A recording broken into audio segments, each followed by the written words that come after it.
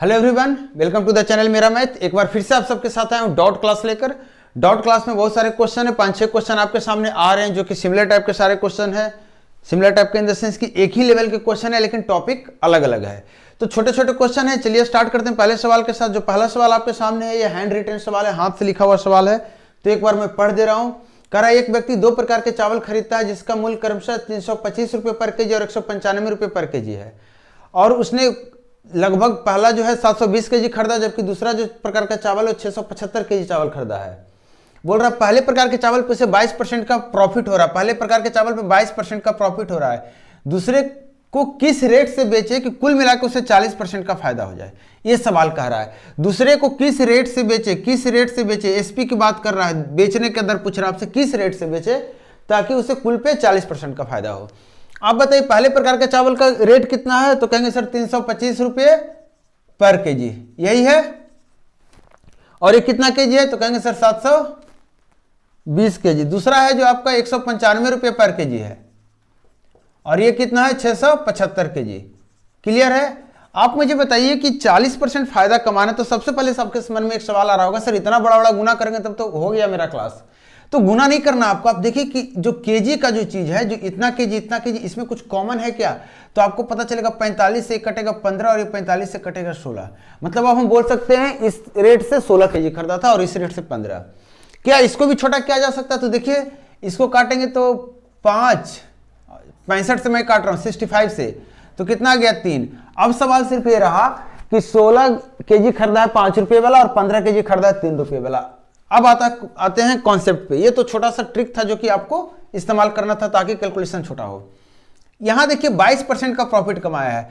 अगर यहां 18% उसको प्रॉफिट और दे देते हैं तो 40% इसका कवर हो जाएगा, और यहां भी 40% प्रॉफिट दे देते हैं तो हमारा ओवरऑल 40% प्रॉफिट हो जाएगा। होगा कि नहीं होगा? अगर ऐसा हो रहा है तो आप बताइए, अगर जिसको पे जितना फायदा होना है इस पे और इस पे जितना फायदा होना, पूरे फायदे को हम पता कर लेते हैं कितना होना है, और जितना केजी है उस केजी से भाग कर देंगे तो 1 केजी पे कितना रुपया बढ़ेगा ये पता चल जाएगा। फायदा वाला ही में बढ़ाना होगा, 195 तो पहले से है ही, तो ये पता कीजिए कितना रुपया और बढ़ाना पड़ेगा।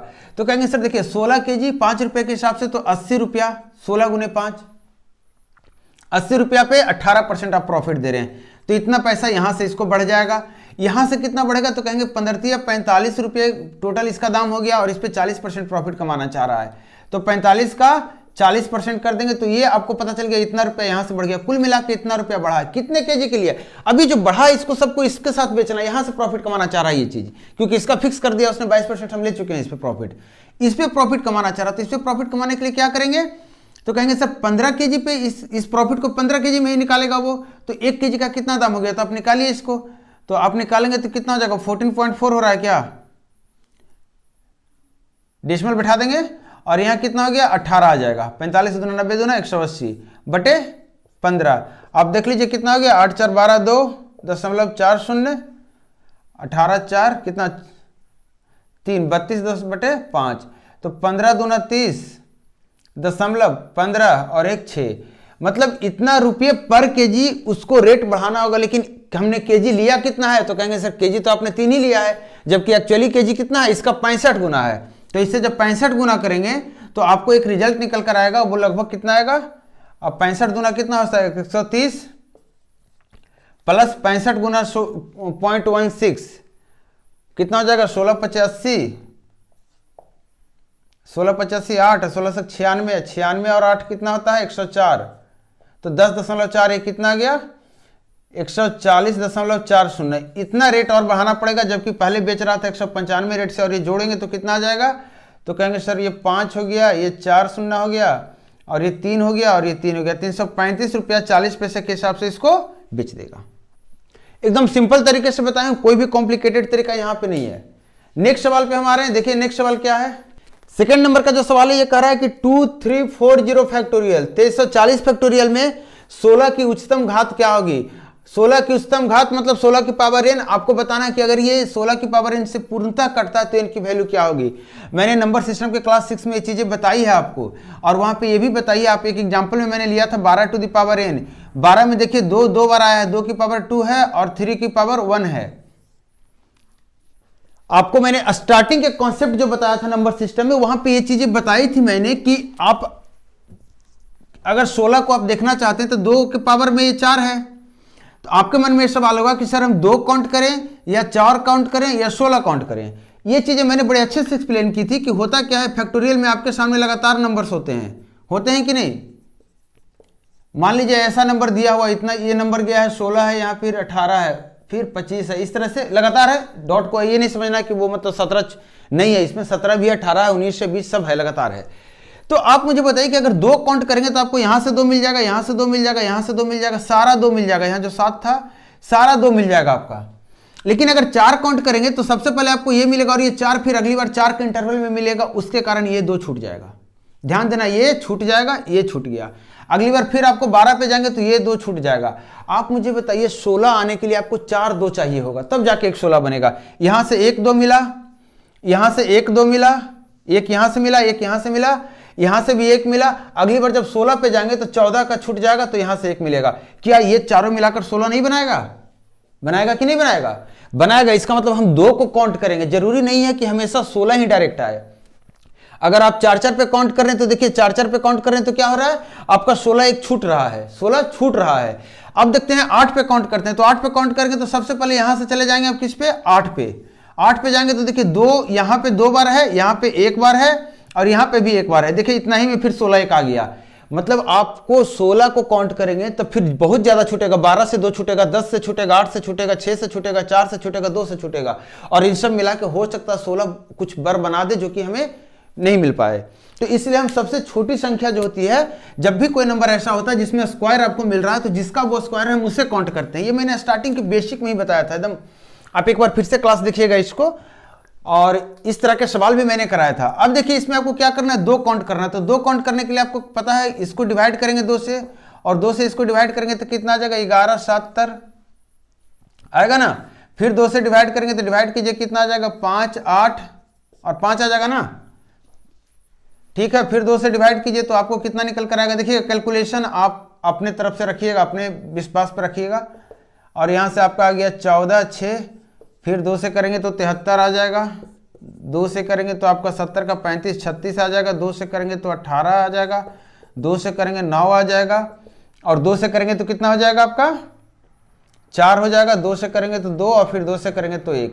तो आपके पास जो नंबर निकल कर आया है, मैं सिर्फ नंबर को रख रहा हूँ, ये तो हमें काम किया है नहीं। नीचे वाला सारा आपको हटा देना है, सिर्फ ऊपर वाला रखना है। तो इतने सारे नंबर हमारे पास निकल कर आ गए हैं। अब इन सारे को जोड़कर आपको पता करना है कि 16 कितना बनेगा, मतलब 4 4 का कितना पेयर बनेगा। तो आप 4 से देखिए मैं कैसे निकाल रहा हूँ। 4 से इसको डिवाइड कर दिया, यहाँ से 9 निकल गया। 4 से इसको डिवाइड कर दिया, यहाँ से 1 निकल गया, 9 + 1 हो गया। और यहाँ देखिए 18 है, 19 है और 9 कितना हो गया, 9 1 10 28। इसमें से 4 के 4 करेंगे तो 7 निकल कर आ जाएगा। इसको करेंगे तो कितना हो जाएगा,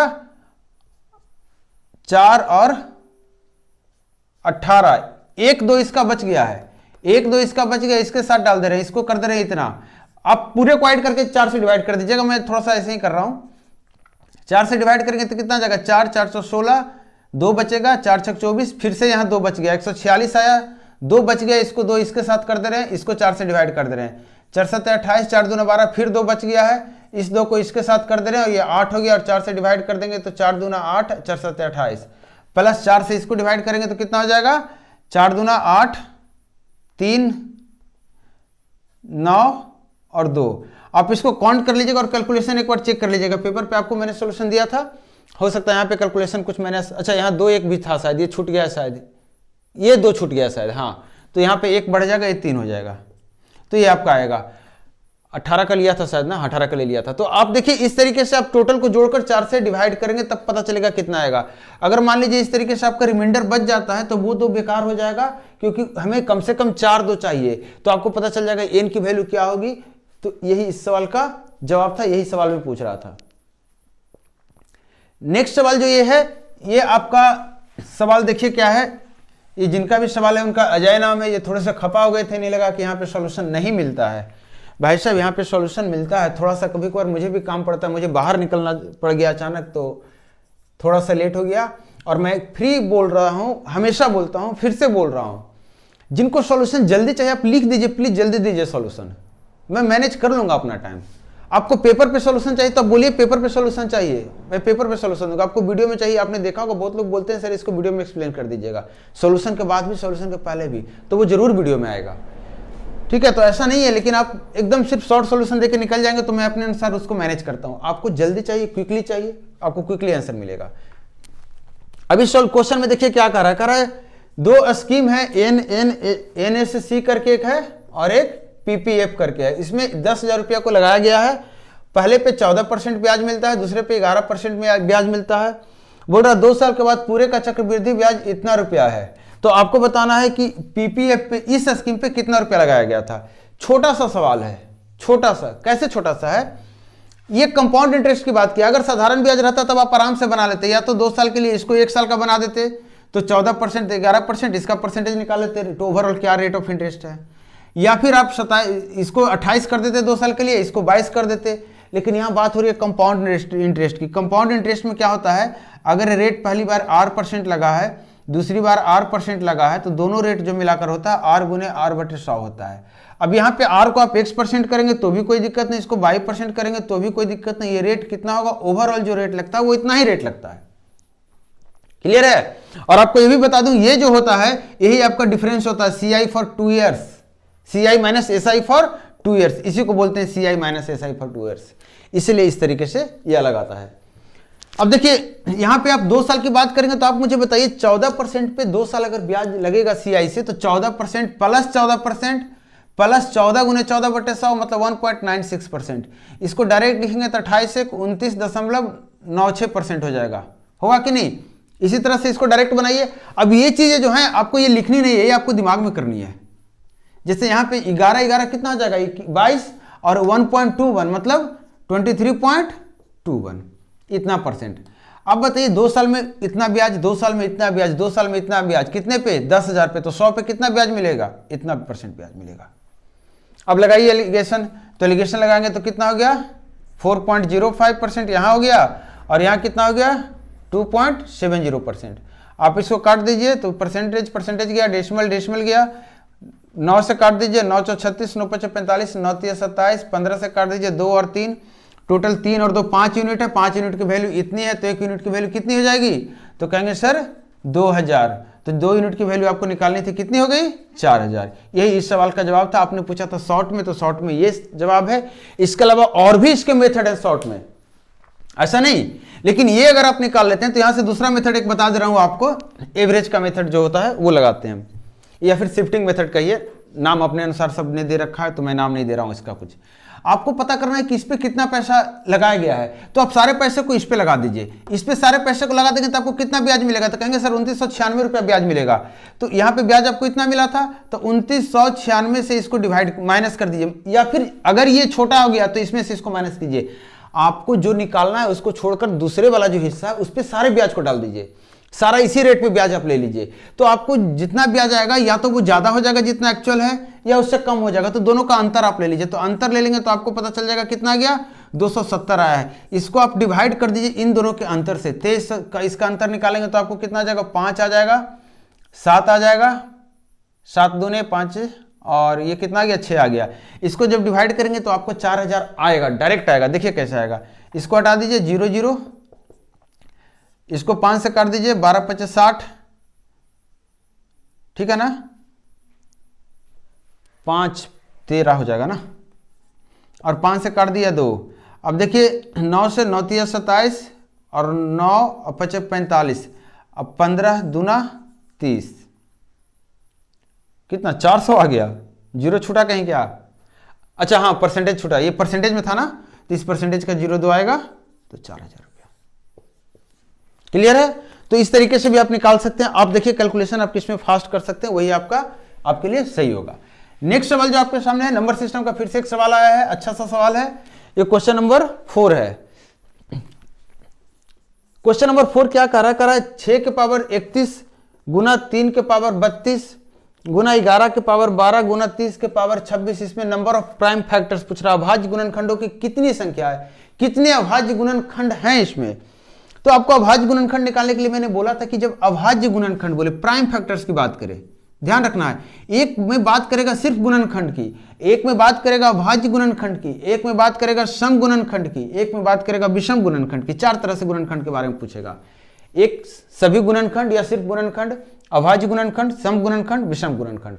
ये अभाज्य वाला जो होता है ये बड़ा सिंपल होता है, सबसे सिंपल यही होता है। इसमें आपको सिर्फ पावर काउंट कर लेने होते हैं, सबको अभाज्य के रूप में लिखकर।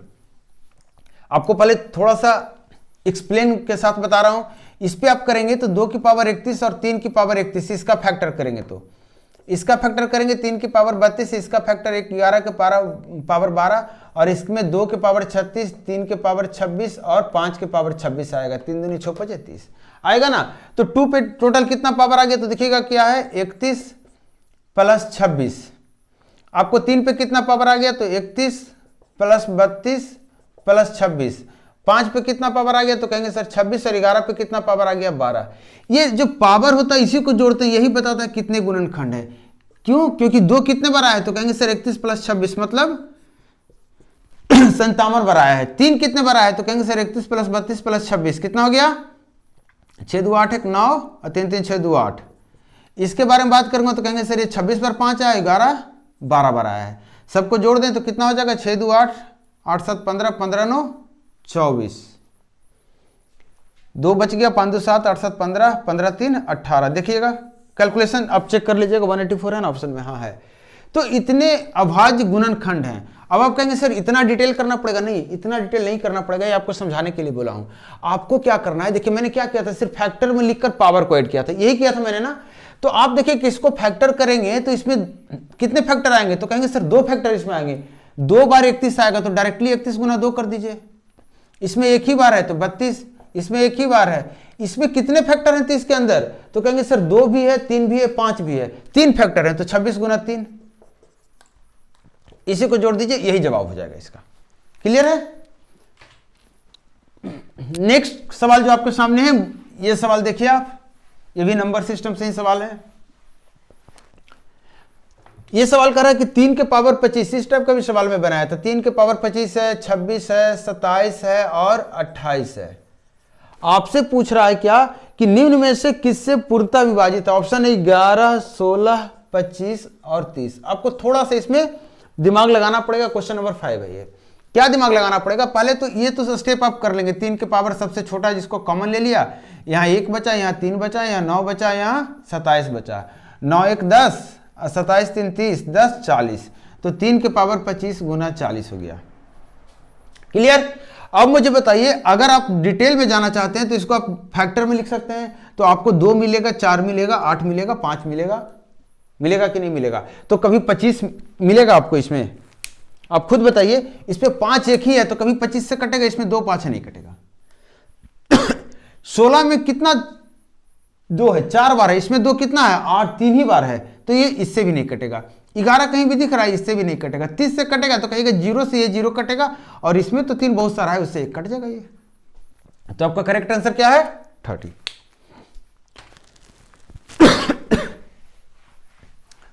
ये जो क्वेश्चन है रोशन, ये आपका क्वेश्चन है ना, मैंने कराया था ये क्वेश्चन जब ज्योमेट्री का क्लास चला था। तो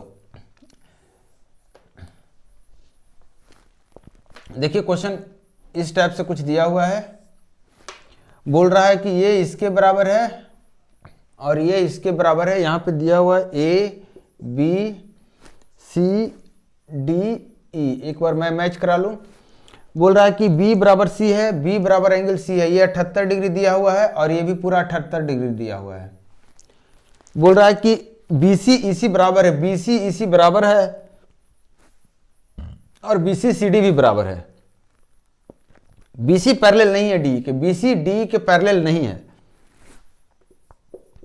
EDB आपको निकालना है, यही सारा सवाल है। देखिए इस तरह के सवाल में सबसे पहले आप ध्यान दीजिए कि अगर कोई 2 साइड बराबर हो रहा है तो उस ट्रायंगल तक हमारी पहुंच है कि नहीं। तो आप देखिए पहुंच है कि नहीं। ये जो ट्रायंगल है, इस ट्रायंगल को देखिए, है ना। तो ये 2 साइड बराबर, तो ये भी दोनों कोण बराबर हो जाएगा। ये 78 तो ये भी 78 होगा कि नहीं होगा। दोनों एंगल बराबर होगा तो 78 78। यहां कितना एंगल आएगा ये वाला तो आप निकाल सकते हैं। तो 78 में कितना 2 12 दूना 24 आ जाएगा। ये मैं कैसे ऐड किया हूं बताता हूं। 78 को मैंने 90 बना दिया, तो 12 मुझे चाहिए, तो 12 इस 90 के लिए चाहिए, 12 इस 90 के लिए चाहिए, हो गया 180, 24 चाहिए। ये 24 से 78 है तो ये कितना हो गया, तो कहेंगे सर 54 डिग्री। क्लियर। अब मुझे बताइए ये 54 है, अच्छा हमें निकालना क्या चाहिए था, हमें ये निकालना है, हमें EDB हमें ये एंगल निकालना है, ठीक है।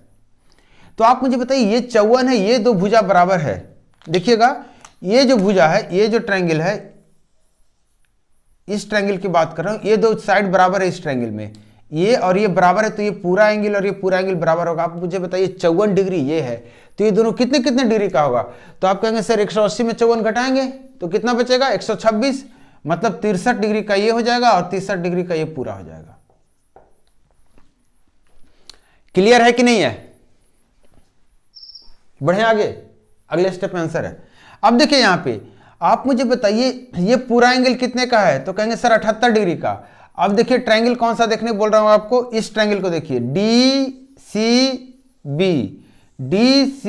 इस ट्रायंगल को देखिए, इसमें भी दो साइड बराबर है, इसका मतलब ये दोनों कोण भी बराबर होगा, ये दोनों कोण भी बराबर होगा। ये पूरा एंगल 78 का है, तो ये दोनों कोण कितने का होगा, तो कहेंगे सर 78 180 में माइनस करेंगे और आधा करेंगे तो आपका आएगा 51 डिग्री और 51 डिग्री। अब ये पूरे 63 ये 51 है, तो ये कितना बच गया, तो 51 माइनस कर दीजिए, कितना आ गया 12 डिग्री। देखिए आपका ऑप्शन में है कोई 12 डिग्री?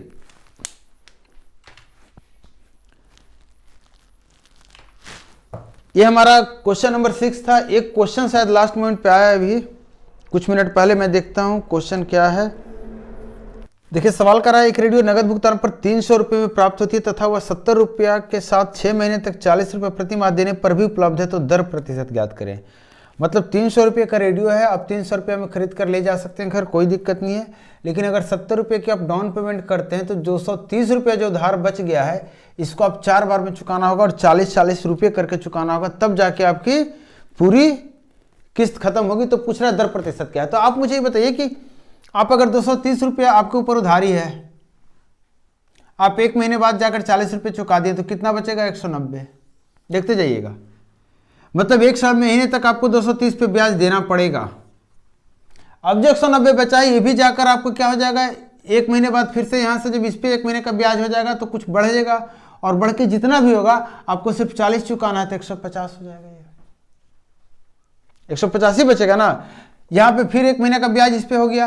अब जब 1 महीना इसका फिर कंप्लीट होगा तो इस तरह से 110 पे ब्याज आप देंगे, इस तरीके से 70 पे ब्याज देंगे, इस तरीके से 30 पे ब्याज देंगे। 70 हो गया, 30 पे ब्याज देंगे और आखिर में 30 जब चुका देंगे बात खत्म हो जाएगी। तो आपने कितने कितने चुकाया, 1 2 3 4 5 और एक आखिरी किस्त 6। क्लियर है? अब देखिए इसमें क्या हुआ है, आपका ब्याज टोटल आएगा कितना, तो टोटल भी काउंट कर सकते हैं आप खुद। देखिए 40 का 6 किस्त है तो 240 रुपये चुकाया, जबकि यहाँ 210 रुपया 230 चुकाना था। तो 230 अगर 240 पे माइनस कर देते हैं तो आपको कितना मिलेगा 10 रुपये, और यही आपका ब्याज था। ये क्या था आपका ब्याज था जिसको आपने किस्तों के रूप में जमा कर लिया था, बचा लिया था देने के लिए। कुछ क्वेश्चन और आ रहे हैं क्या? नहीं। तो ये देखिए क्या है कि अब आप बताइए कि 230 पे आपने कितने महीने का ब्याज दिया है, 1 महीने का, प्लस 190 पे 1 महीने का, प्लस 150 पे 1 महीने का, प्लस 110 पे, प्लस 70 पे, प्लस 30 पे। इस तरह के क्वेश्चन में थोड़ा सा कैलकुलेशन इजी करने के लिए आप ध्यान देंगे तो पता चलेगा पहला आखिरी का जोड़ वही होगा जो दूसरा, और दूसरे आखिरी का होगा और वही होगा जो स्पेयर का होगा। आप देखिए 260 है तो सब 260 आएगा, मतलब 780 रुपया पे आपको 1 महीने का, मतलब 1/12 साल का R% से 10 रुपया ब्याज जनरेट हुआ है। तो आपको यही पूछ रहा था R% कितना होगा, तो R कितना हो जाएगा, इसको हटा के यहाँ 0 लगा दें, ये से ये कट गया, 12 से काट दीजिए 3 से, 3 दूना 6, 3 6 78, 3 4 12, 2/13, तो आपको पता चल गया 200/13। यही आपका ब्याज की दर था। क्लियर है? उम्मीद है आपको वीडियो अगर फायदा कर रहा है, आपको एक्सप्लेनेशन फायदा कर रहा है तो आप वीडियो को देखिए और उस पर कुछ रिएक्शन अपना दीजिए, और पसंद आता है तो फिर सब्सक्राइब भी कर लीजिए, चैनल को शेयर भी कीजिए, लोगों तक पहुंचाइए। मैं मिलता हूँ नेक्स्ट क्लास में। Thank you.